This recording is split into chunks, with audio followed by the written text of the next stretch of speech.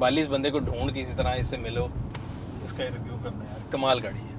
मैं इस गाड़ी के पीछे पागल हूँ, मेरे डिफेंस में नजर आती है, दिल करता है रोक लूँ किसी दिन इसको। अस्सलाम वालेकुम पाक व्हील्स, मेरा नाम है सुनील मंज और पाक व्हील्स यूजर रिव्यू सीरीज के एक और एपिसोड के साथ आपकी खिदमत में हाजिर हूँ। सबसे पहले आपसे दरखास्त है, अगर आपने चैनल को सब्सक्राइब नहीं किया सब्सक्राइब करें, बेल आइकॉन पर क्लिक करें ताकि आपको हर आने वाले वीडियो के बारे में नोटिफिकेशन मिलता रहे। मेरे साथ आबिदून मौजूद है। आबिदून जो है मेरे बहुत पुराने दोस्त भी हैं और कहीं कहीं कहते हैं ना क्या था उसका नाम यार, मैंने शेर याद किया था आबिदून आपके लिए भूल गया क्या नहीं, चमन में हमारा भी खून शामिल है वाली बात है। आबिदून जो है वो पाक व्हील्स का हिस्सा भी रहे हैं और पाक व्हील्स आज जहाँ पे है इसमें आबिदून का भी काफ़ी हिस्सा है शामिल। और आबिदून और मैं क्लास फेलोज हैं लम से। तो रिव्यू को स्टार्ट करते हैं। आबिदून टेक्निकली बड़े स्ट्रॉन्ग आदमी है, इसलिए रिव्यू बड़ा मजे का होने वाला है। आप पहले भी इनका रीबॉर्न का रिव्यू रजा के साथ देख चुके हैं। तो आबिदून साहब, आपकी गाड़ी का मेक मॉडल वेरिएंट जो है वो क्या है, बता देंगे हमारी ऑडियंस के लिए? जी सोरेंटो है 3.5 front wheel drive. 3.5 Sorento front wheel drive, ये वही वाली गाड़ी है जो जहाज की स्पीड से भागती है और आजकल इश्तेहार आ रहा है कि 7 पॉइंट सम सेकंड में जाती है।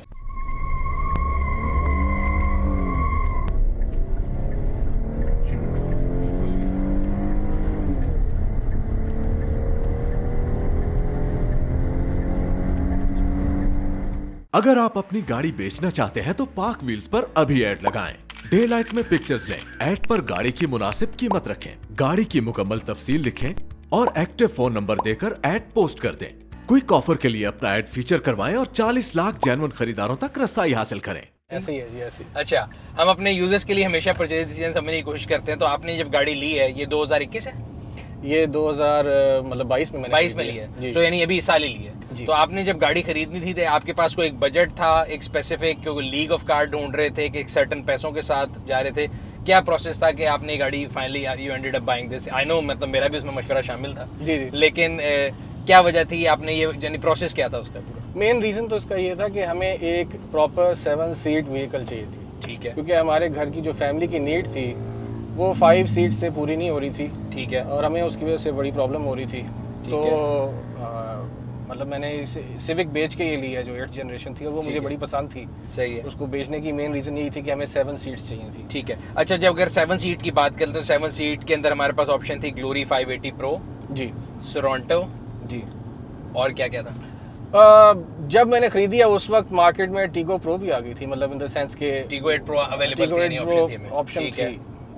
और ओशान भी आ गई थी, ओशान X7 भी आ गई थी जी। अच्छा, so out of all these आपने कहा कि नहीं मैंने चाइनीज़ नहीं लेनी, कोरियन लेनी है, ये डिसीजन था?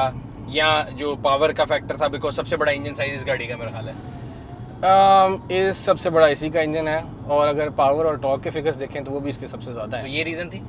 ये रीज़न थी, बट ये भी रीज़न थी कि अभी वो गाड़ियाँ बहुत नई हैं। मतलब अभी मार्केट में अभी उन्होंने अपना थोड़ा सा नाम बनाना है, इसको आए हुए 1-1.5 साल हो गया हुआ है। तो ये तो नाम नहीं बना सकी थी। हाँ, ये नाम नहीं बना सकी, वो आपने भी बेड़ा उठाया कि मैं इसका नाम बना के छोड़ूंगा ये भी इसके नाम बनाने का ना मुझे बड़ा फ़ायदा भी हुआ है।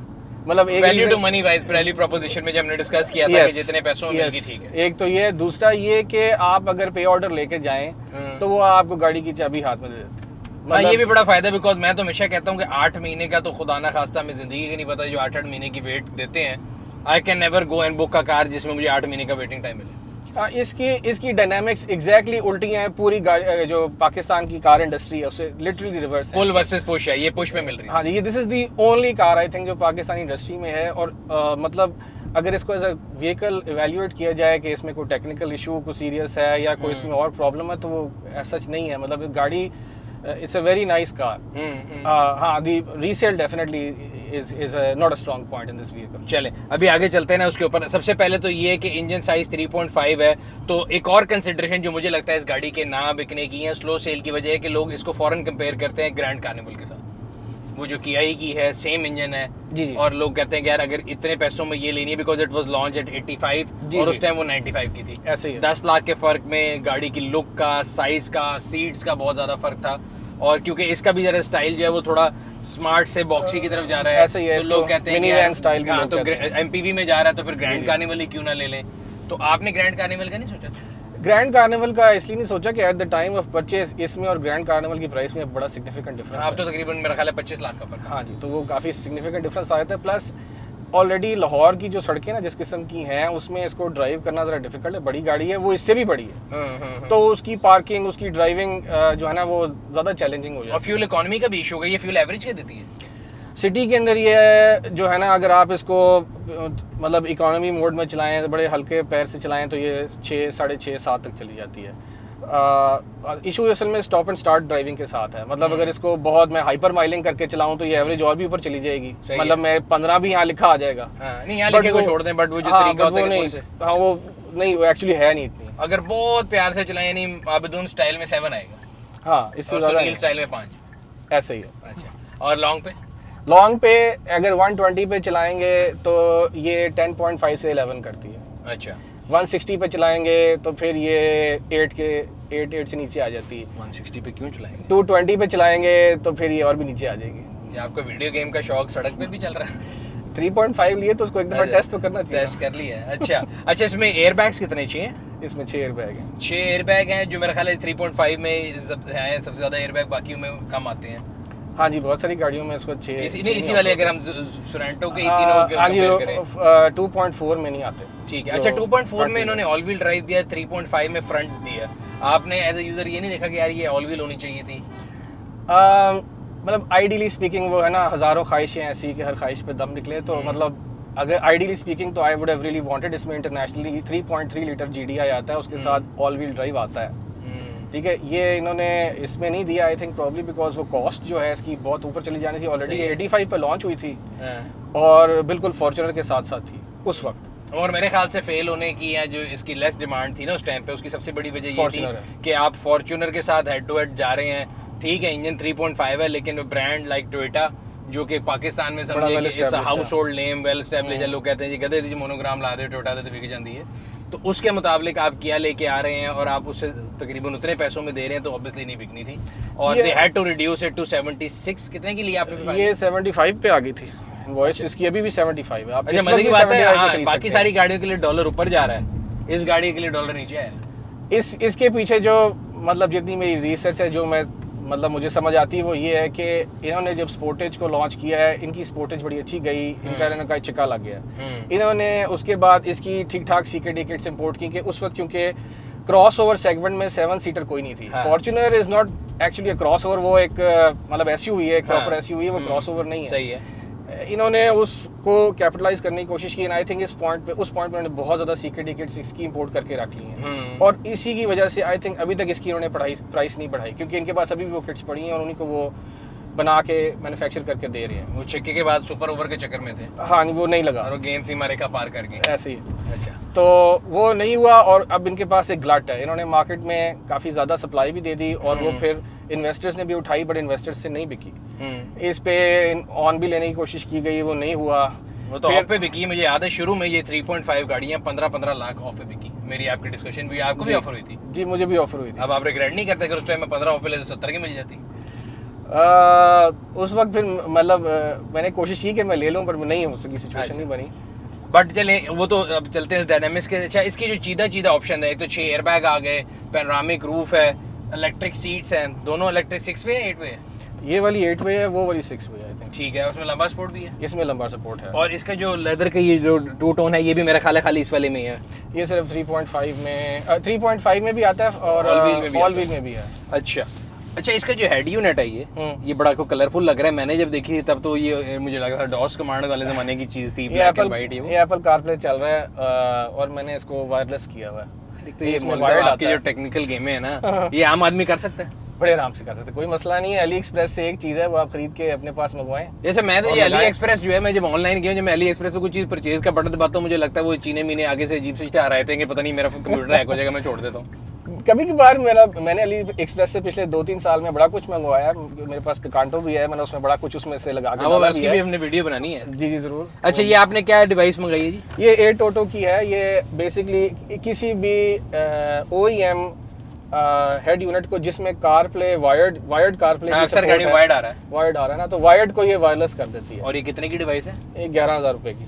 कोशिश करते हैं उसको पार्कफील्ड ऑटो स्टोर पे मंगा के रखते हैं। जरूर। और फिर अच्छा, तो अगर चले वायर से भी कनेक्ट कर लेंगे तो बेसिकली आपका पूरा जो फोन है इस पे मैप हो गया। अब बिल्कुल हो गया।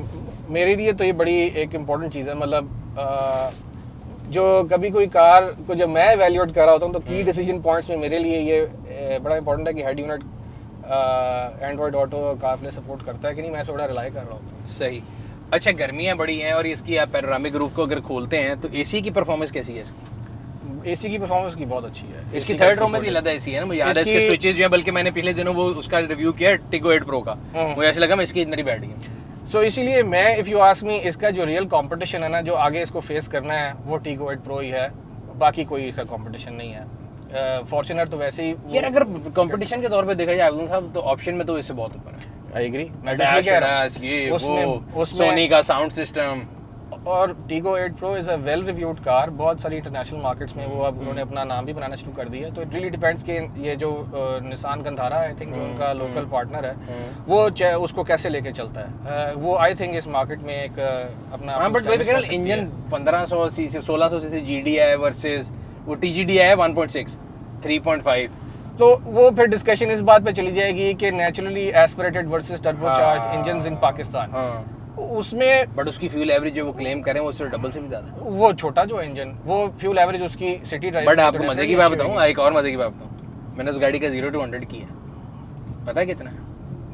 आई थिंक वो कोई 8 समथिंग सेकंड्स में होगा। Less than a civic turbo RS which is the fastest sedan supposedly. उसकी वजह ये भी है कि पाकिस्तान में सिविक को उन्होंने डिट्यून किया हुआ। पुरानी सिविक की बात कर रहा हूं, टर्बो आरएस पुरानी से भी बेहतर है। किया हुआ नहीं लेकिन 9 फिर भी समझी जाती 9 सेकंड। ये गाड़ी कितने सेकंड में करती होगी आपके ख्याल से? कंपनी क्लेम्ड 7.8 है। अब मैंने चेक करते हैं ड्रैगी से। जी जी, तो कंपनी क्लेम को छोड़ देते हैं, मेरे ख्याल से इसका और उसका 0 to 100 करीब करीब होगा। तो 1.6 और 3.5 का डिफरेंस वही आ जाता है। वो फिर टर्बो चार्जिंग स्टीरॉइड्स का फायदा है। और आप अगर जंग लड़े तो फिर वो फिर टर्बो चार्जिंग की वजह से है। टर्बो चार्जिंग से बड़ा फर्क पड़ता है।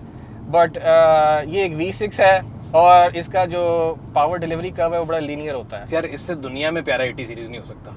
42 बंदे को ढूंढ के इसी तरह इससे मिलो, इसका रिव्यू करना यार कमाल गाड़ी है। मैं इस गाड़ी के पीछे पागलों में डिफेंस में नजर आती है, दिल करता रोक लूँगा इस दिन इसको। अच्छा, तो यूजर केस वो जो आप कह रहे हैं ना बैटरी की प्राइस का है, वो तो एक बड़ा मुश्किल सा केस है। मुझे लगता है उसके लिए भी हमें 5 साल वेट करना पड़ेगा। फिर तब तक हम ठीक है नेचुरली। अच्छा, आपने नेचुरली एस्पिरेटेड गाड़ी का पंगा लिया, ये वो आपने रीसेल का नहीं सोचा कि कल को बेचूंगा इसको? ये गाड़ी मैंने जब ली थी तो मैंने रीसेल के बारे में वाकई नहीं सोचा। मैं रीसेल के बारे में इंटरेस्टेड ही नहीं हूँ। ये गाड़ी मतलब मैंने इसको टेक्निकली असेस किया है और मेरा प्लान है इसको 5, 8, 10 साल रखने का। ठीक है। मतलब उसके बाद रीसेल जब वो सिचुएशन आएगी देखेंगे। वैसे ही जो डॉलर की इस वक्त पोजीशन चल रही है, जितनी मर्जी भी इसकी रीसेल डाउन हो जाए, आई थिंक 5-6 साल बाद ये रुपी टर्म में नुकसान नहीं होगा। हाँ, मुनासिब पैसे दे जाएगी। मैं कह रहा हूँ रुपी टर्म में नुकसान नहीं होगा, डॉलर टर्म में या अपॉर्चुनिटी कॉस्ट में नुकसान हो सकता है कि अगर आपने फॉर्च्यूनर लिया हो तो वो आपने आपकी वजह से कहते हैं ना वो निकल आती है कमेटी जी, वो कमेटी नहीं निकलेगी। मेरे को ये कहता हूँ कि 0 मीटर गाड़ी खरीदने में you can not go wrong. Opportunity cost में लॉस हो सकता है कि यार आपका मेरी अगर मैंने फॉर्च्यूनर ली होती लेट्स से 80 की तो वो 1.25 की हो जाती, ये 80 की शायद 1 की हो जाएगी उतने दिनों साल बाद, या 90 की हो जाएगी, 80 की रह जाएगी, नीचे नहीं जाएगी। अग्रीड। दूसरी बात ये कि हम फॉर्च्यूनर को अगर सैंपल सामने रख लें, अगर तो आपका प्राइमरी यूज के सिटी ड्राइविंग है या रोड के ऊपर इंटरसिटी ड्राइविंग भी है, तो this is a much better vehicle to own comfort के लिहाज से than a Fortuner. For that matter इसकी पावर भी उससे बहुत ज्यादा है। इसको अगर पावर में कंपेयर करें तो फिर तो उसके 2.8 डीजल से करनी पड़ेगी आपको कंपेयर। उसके साथ भी कंपेयर करें तो वो टॉर्क में इससे ज्यादा है, हॉर्स पावर में फिर भी कम है। अच्छा, वो मुकाबला पूरा किया। अच्छा, कौन सी चीजें गाड़ी में मिस करते हैं कि यार इसमें ये चीज होनी चाहिए थी? जो ज्यादा फीचर्स जो मेरे लिए इंपॉर्टेंट होते हैं वो प्रैक्टिकलिटी रिलेटेड है। तो इन दैट सेंस इन्होंने इस गाड़ी में काफ़ी ऐसे फीचर्स ऑलरेडी दिए हैं जो प्रैक्टिकली मैं डेली यूज़ करता हूँ, जो मुझे चाहिए होते हैं। हाँ, ये प्रैक्टिकल नहीं है, ये एक शो की चीज़ है। पाकिस्तान में ये ना देना तो किलर था ना। हाँ, ये अगर ना देते तो वो आई थिंक प्रेशर में उन्होंने दिया है कि जिस देना लाजमी था ना, मगर इसका कोई यूज केस नहीं है। देखें पाकिस्तान में स्टीयरिंग ना हो, ये होना जरूरी है आजकल।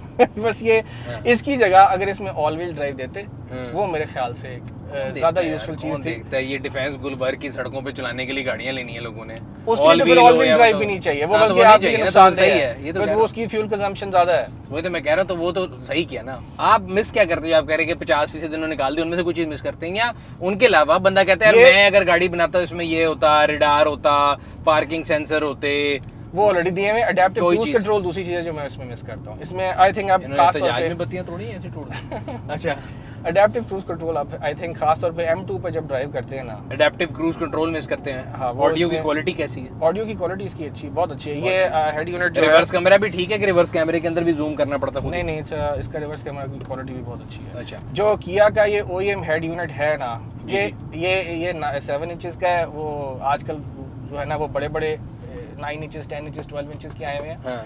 नेचुरली वो एक चीज़ है जो अगर ये ज़्यादा अच्छा, बड़ा अभी होता आपने कहा तो मुझे छोटा लग रहा है, वैसे सही कह रहे हैं। तो वो UP7 का है ना, बट इसमें लोगों को इसमें शौक है टीवी देखने का, बड़ी स्क्रीन अलग ही टीवी देखने की आप होती है। एप्पल कारप्ले ऑन करेंगे टीवी वैसे ही बंद हो जाएगा, वो तो आपको अलाउ ही नहीं करता। अच्छी या बात। एंड्रॉइड ऑटो भी नहीं करता, वो आपको फिर उसको करना पड़ता है, बाईपास करना पड़ता है। अच्छा, जो थर्ड रो के पैसेंजर है बेहतरीन, वेरी गुड। एसी भी ठीक है। ये सो फॉर एग्जांपल अगर हम इसको ओशान के साथ कंपेयर करें तो ओशान को मैं फेल इसलिए करता हूँ कि उसकी उसकी थर्ड रो में एसी नहीं है। हाँ, तो दैट्स हमारी वेदर के लिए अगर आपने वाकई थर्ड रो यूज़ करनी है, एसी नहीं है तो इट्स अ बिग इशू। तो इस वजह से इसका थर्ड रो बहुत अच्छा है। मैंने इसमें सिटी के अंदर 6 एडल्ट्स और 6 बच्चे भी बिठा के सफ़र किया है, और एसी एक फॉक्सी में 4 हाथी कैसे आएंगे? बिल्कुल दो आगे आगे दो थे, पीछे। बड़े आराम से कोई मसला नहीं हुआ। और हम सिटी में ड्राइव कर रहे थे, एवरीवन वाज वेरी हैप्पी, और ना ही इसकी पावर में कोई इशू आया। ये बताएं कि एसी क्या सुने को आती है, आवाज आती है, इसके कुछ छुपा हुआ है? नॉन इश्यूज 3-4 हैं। अच्छा, उसमें सबसे ज्यादा जो लोगों को आया है वो पहला इसके- इशू तो गाड़ी का नाम बिकना है। दूसरा इशू नहीं, जो टेक्निकल इश्यूज फेस अच्छा। किए हैं वो इसका, वैसे बाय द वे जब से उन्होंने प्राइस 75 की है, they are doing about 250 units per month, जो उनके फिगर्स हैं। Not exciting but they are selling about 250 units per month. तो लेट्स सी कि आगे इसका क्या फ्यूचर बनता है। सही। बट एनीवे आप बात कर रहे थे AC इशू की, तो इसके एसी का इशू ये कि मुझे नहीं आया अभी तक। ग्राइंडिंग से एक आवाज निकालता है। ग्राइंडिंग से आवाज निकालता है। किया का एक बैच आया था इनके पास वेंडर से एयर कंडीशनर्स का जो फॉल्टी थे, ठीक है। बट वो इन्होंने बड़े वो उसमें फरार दिली से चेंज कर। फरार दिली से वो चेंज करते हैं। ऐसे भी लोग इनके 3-3 2-2 दफा एसी चेंज। हाँ, वो लास्ट टाइम ने रिव्यू किया था, उन्होंने भी 2-3 दफा कोई किया। कोई इशू नहीं, प्रॉब्लम और क्या उनसे फॉल्ट नोन है?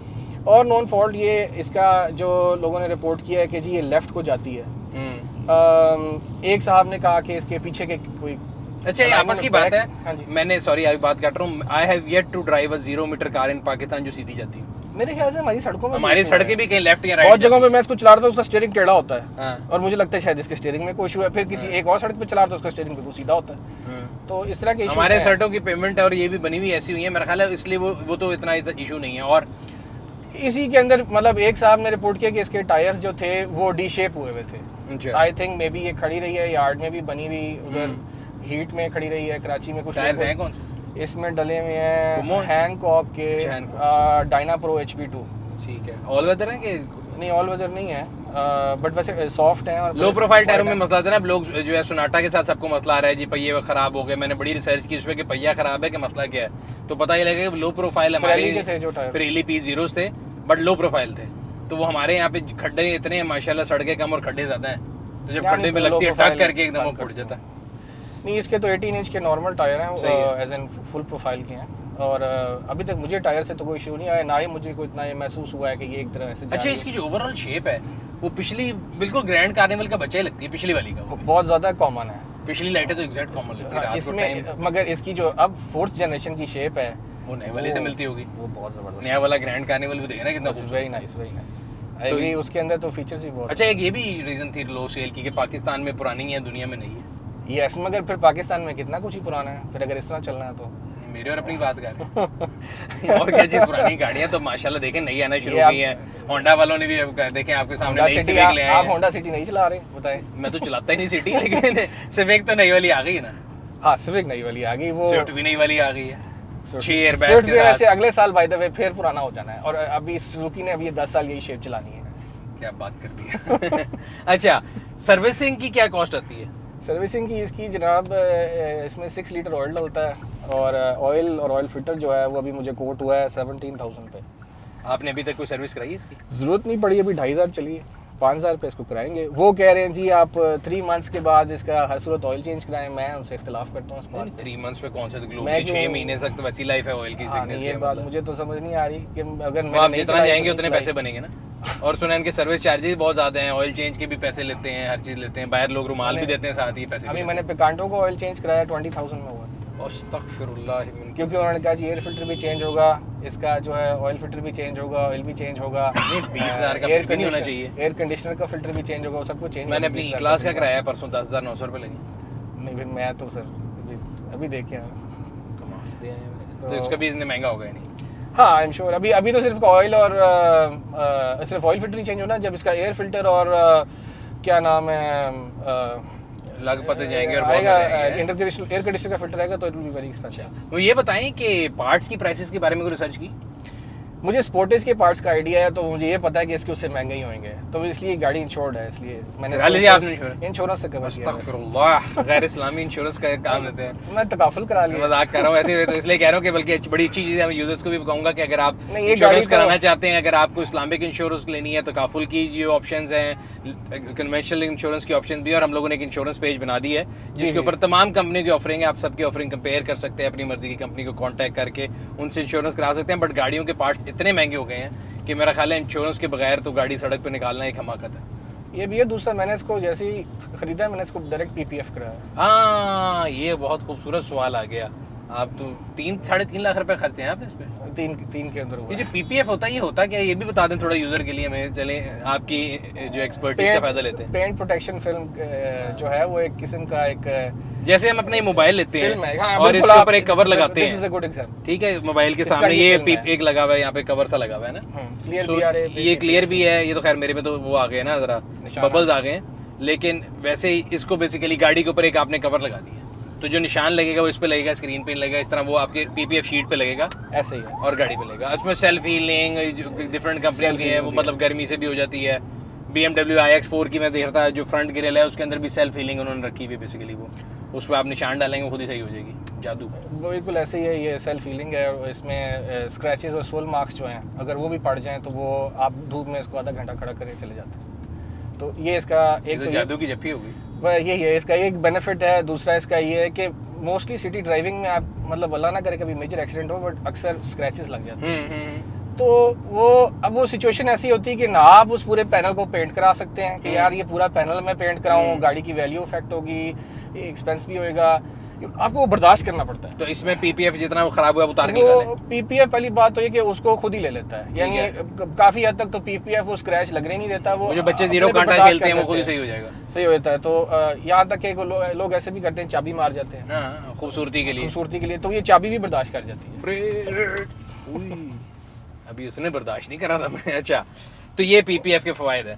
दूसरा ये कि ये गाड़ी मैंने ली है और मैंने इसको 5-10 साल रखना है, तो मैं अपने आप को बाइंड नहीं करना चाहता इस चीज़ के साथ कि यार लाहौर में तो चलो मेरे पास अगर टर्बो है तो मैं इसमें हाई ऑक्टेन डाल सकता हूँ, चाहे कॉस्ट जो मर्जी हो। बट अगर मैं इसको शहर से बाहर निकलूँ, मैंने कहीं भी जाना है, तो मैं बाउंड हो जाऊँ कि यार नहीं मुझे हाई ऑक्टेन डलवाना है या मुझे बहुत अच्छा फ्यूल डलवाना है। कहीं मुझे क्या पता, मे भी मिल जाए, मे भी ना मिले। तो ये भी एक चीज़ है कि मतलब ये गाड़ी मुझे इस तरह लिमिट नहीं करती। अच्छा, तो अब वैसे इसको लेके गए नॉर्थ शोर थे? तो अभी तक तो नहीं चांस मिला। अब बच्चों की छुट्टियां होने लगी हैं तो मैंने प्लान है हुंजा का, अच्छा, मैंने जाना है इस पे। बट मैं इसको हाईवे पर डेफिनेटली लेके गया हूँ, मुल्तान तक मैं इसको लेके गया हूँ। सही। इस गाड़ी को 120 पे चलाना बहुत मुश्किल काम, क्योंकि आप इस गाड़ी को जब 120 पे चलाते हैं तो ये डेड साइलेंट होती है और आपको बहुत ज़्यादा नींद आती है। M2 पे तो ट्रैफिक बहुत है, तो आप बार बार स्टार्ट स्टॉप करते हैं। मुल्तान के रास्ते में कोई खास ट्रैफिक नहीं है, तो मतलब मैं ये इसकी तारीफ भी कर रहा हूँ। वेक फंक्शन लगवा लें साथ में, वेक फंक्शन हो ना, आपको उठाता रहे। मैं उसका हल ये किया था कि मैं 7 और लोग लेके गया था, बट ये अकेली चलानी 120 पे, मतलब इस लिहाज से आपको ऐसे महसूस होता है कि ये गाड़ी चल ही नहीं रही, बिल्कुल साइलेंट होती है। और जब आपके पास कोई और गाड़ी आगे नहीं होती तो आपको ऐसा लगता है जैसे ऑब्जेक्ट ऑफ रेफरेंस के नहीं होता आपके पास, तो एग्जैक्टली, तो आपको लगता है गाड़ी चल ही नहीं रही। सही।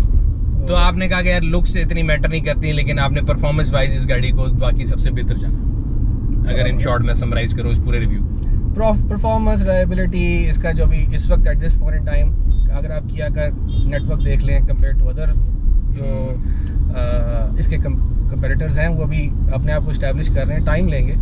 हाँ, 1-2 साल बाद सिचुएशन फ़र्क हो सकती है। चले देखते हैं इंशाल्लाह आने वाले सालों में क्या बनता है। सो ये था आज का रिव्यू। उम्मीद करते हैं आपको पसंद आया होगा। अगर आप भी किया सोरेंटो खरीदना चाहते हैं तो पार्क व्हील्स के यूज कार सेक्शन पे जाएं, वहाँ पे काफ़ी ज़्यादा गाड़ियाँ लिस्टेड हैं। याद रहे गाड़ी खरीदने से पहले पार्क व्हील्स इंस्पेक्शन सर्विस ज़रूर कॉल कर लें, जो कि आपको 200 प्लस पॉइंट के ऊपर गाड़ी की कंप्लीट इंस्पेक्शन रिपोर्ट प्रोवाइड करती है, जिसमें engine, paint, suspension, body, tyre, तमाम चीज़ें आपको डिजिटल फॉर्मेट में घर बैठे मिल जाती हैं। इंस्पेक्शन सर्विस कॉल करने के लिए iOS और एंड्रॉइड के ऊपर हमारी ऐप को डाउनलोड कर सकते हैं। यहाँ पे 042111943357 पर कॉल करके भी आप इंस्पेक्शन कॉल कर सकते हैं। ये था आज का रिव्यू, आपसे अगले रिव्यू में फिर मुलाकात होगी। तब तक अपना और अपने गिरद दिमाग लोगों का ख्याल रखिएगा। शुक्रिया।